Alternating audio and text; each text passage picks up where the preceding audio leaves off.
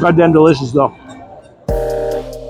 Back in El Poblado, en route to reconvene with Omar over some Venezuelan fare, I was given a reminder that hip-hop is alive and well in the streets of Colombia. It's common in some of the more touristy areas to see street performers kicking some freestyles in hopes of stacking some of that daily bread. After dropping a couple bucks in a hat, I decided to surprise them with a couple rhymes of my own. I feel like in general, artists have a pretty good lock on flavor, so I was excited to have Omar introduce me to one of his favorite Venezuelan joints in El Poblado. So, how long have you been tattooing for? When did you start tattooing? Oh, I started tattooing in 2019. No, sorry. 2017 I started tattooing. 2017. And you came to Colombia also in 2017? No, I came in 2019. 19, that's what you said. Okay. So were you making money tattooing when you were living in Venezuela? Yes, I have to.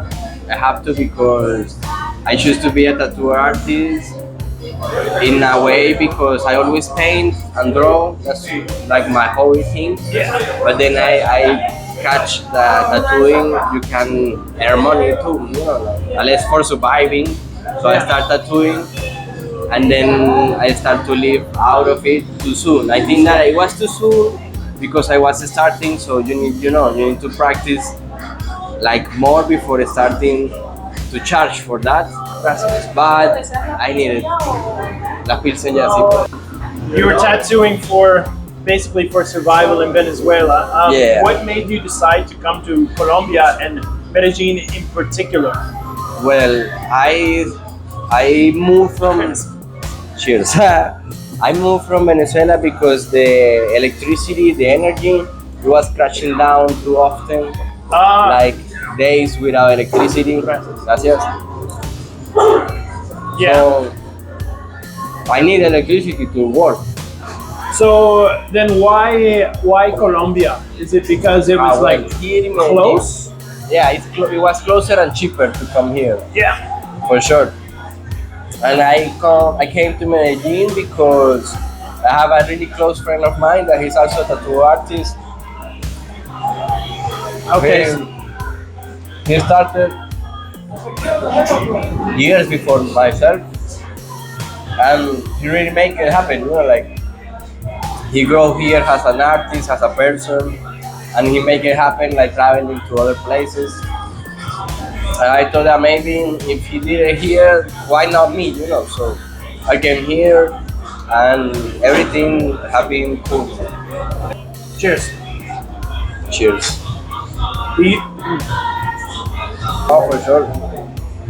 These are good, by the way. Is this a Venezuelan thing or a Colombian thing? Because I've had it at many like Colombian shops as well. Yeah, but the thing is that they are made different. You know, like the dough of what they have.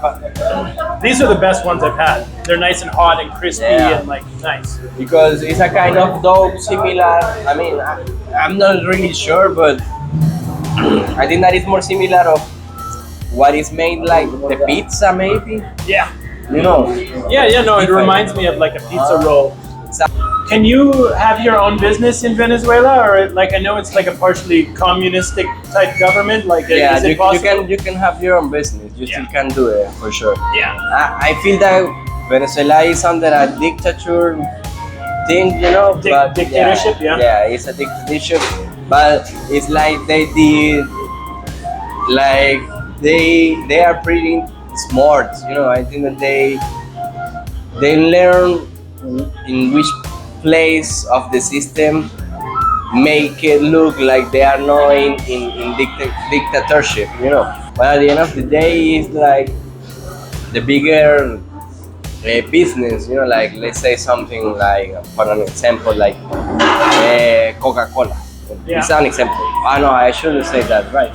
I shouldn't say name of no, it doesn't Who matter. cares? Yeah, no, I'll trash Coca-Cola as well. Like, I know Coca-Cola is really bad in South America for a lot of reasons. Yeah, but let's say, like, for example, it is because it's a big a Corporation, business, a yeah. corporation, right? If you want to reach your own business to something big, they won't let you do it. You know, it's like you can run your own business until certain point, Ah, right? The oldest people, the oldest family that have running this kind of business in Venezuela for a long time, yeah. some of them lost their business because one year, in some of the time, like Chavez, he took the like he took them out of the owners. Like Yeah. you know, like you are not anymore the owner of this corporation. Now it's the government of Venezuela. You know. Huh. Interesting with Chavez. What do you think of Chavez? I know you're young, so Nah, but no. He's- And I'm asking because the big corporations didn't like him either. yeah, no, but he was the main problem. He did all this shit basically, you know. Yeah? He did it all. He was the main problem. He was the one changing the laws to his favor, Uh-huh. you know, and make him all work for him and his group of people. So he was the main problem. Now Maduro is just like a consequence of what he did. Okay. So, interesting. I'm very interested in this perspective because I never knew if it was American propaganda saying Chavez was bad or if he was actually really bad. And you're saying that he was changing the laws to make his friends rich, basically? Yeah, I'm making them have more control on the people's rights. Ah, Gracias. is that all cheese on the inside? Yeah, it is. We're gonna be full after these ones for sure. It looks like very filling food. Yeah, man. And the empanada was a fucking huge empanada, you know. You don't see Yeah. empanadas like that here. I took a trip up to Comuna 13 to grab some B-roll for the show, when like a John in the strip club, all this appetizing street meat had me pining for something a little more substantial. And just like that, I was off to the proverbial champagne room for some Bandeja Paisa. No trip to Medellin is complete without the Bandeja Paisa. The Bandeja Paisa is beans, rice, salad, egg, sausage, plantain, avocado, and chicharrone. It's quite a gluttonous meal, but very enjoyable. Let's just say if you eat this in the early evening, you're not going to be having any sex later because you're going to be out on the couch. No chance. This is delicious. This is for sure one of my favorite meals in Colombia. Super filling, super delicious. Set you up for the day. You don't have to. You can eat. You skip breakfast. You eat this midday. You don't need dinner. It could be your only meal of the day.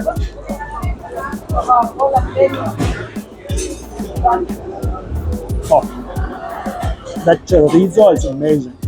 Whew. Starting to struggle here.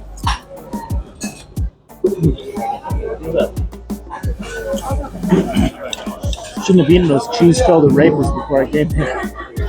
Well, they say life's a marathon, not a sprint. I must say I feel the same way about the Bandeja Paisa.